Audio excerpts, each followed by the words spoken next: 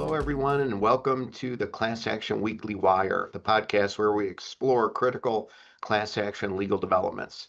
I'm Jerry Maatman, a partner at Duane Morris, and joining me today for the first time is Samson Huang, our newest member of our class action team who is based in our Los Angeles office. Samson, thanks so much for being here today.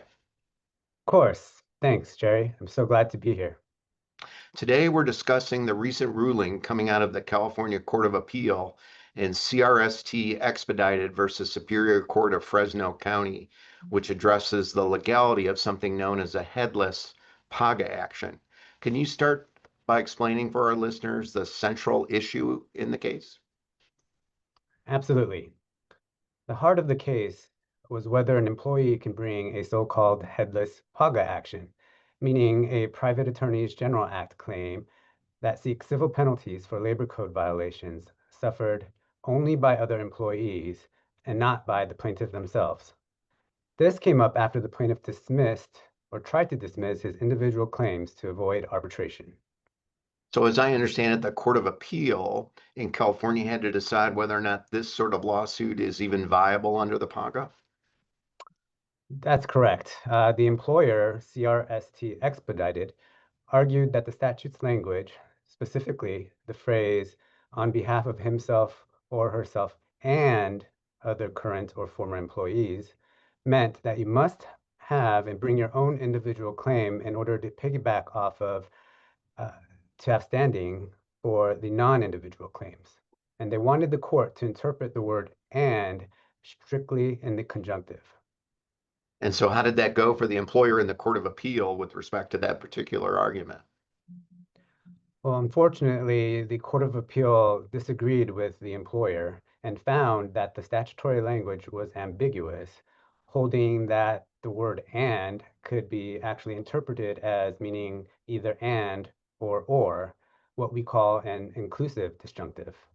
And the panel emphasized that PAGA is a remedial statute designed to empower private enforcement of labor laws.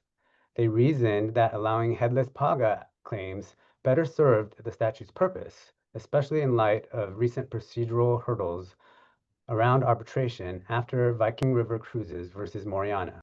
Well, if things weren't complicated enough, I know that Viking River Cruise created new law and basically stood for the proposition that if you're a worker and you had signed an arbitration agreement with a class action waiver, you had to proceed in arbitration. And then, as I understand it, California courts have thereafter interpreted Viking River to allow, nonetheless, the employee after arbitration to go forward with a representative action on behalf of other representative employees. How did the Court of Appeal deal with Viking River Cruises in terms of whether that had an impact on headless PAGA actions? Well, the issue of headless PAGA actions really wasn't addressed.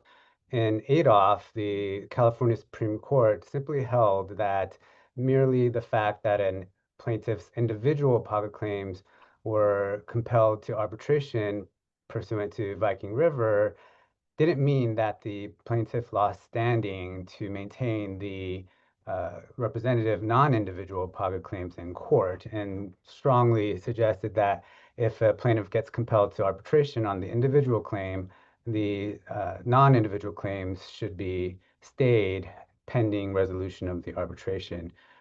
In this recent CRST case, um, it addressed a strategy that the plaintiff's bar have developed in order to avoid arbitration. So, as I understand it, that was a gambit by the plaintiff's lawyer, a conscious decision to dismiss their individual claim to try and get around Viking River. That's right. And basically, the argument goes that if a plaintiff has no individual claim, there would be nothing left to compel into arbitration. Therefore, the court proceedings on the non-individual claims can proceed.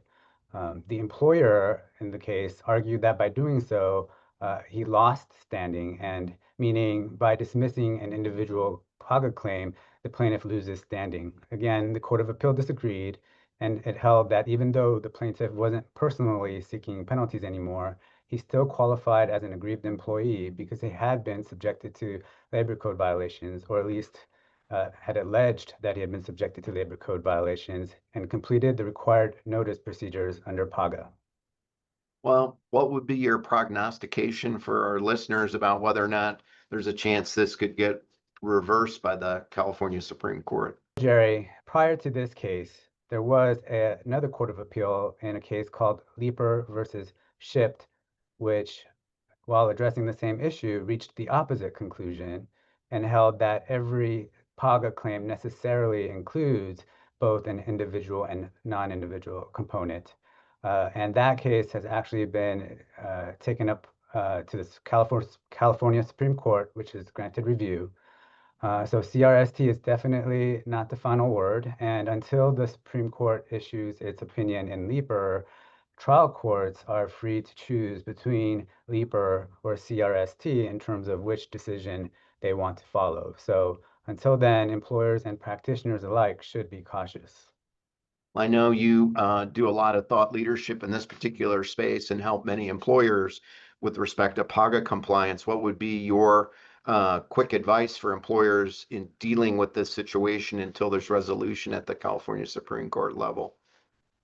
Well, I think this ruling really reinforces California's commitment to robust enforcement of labor laws through PAGA, and employers should revisit their arbitration agreements, and attorneys should stay tuned to Leeper. The terrain is shifting quickly.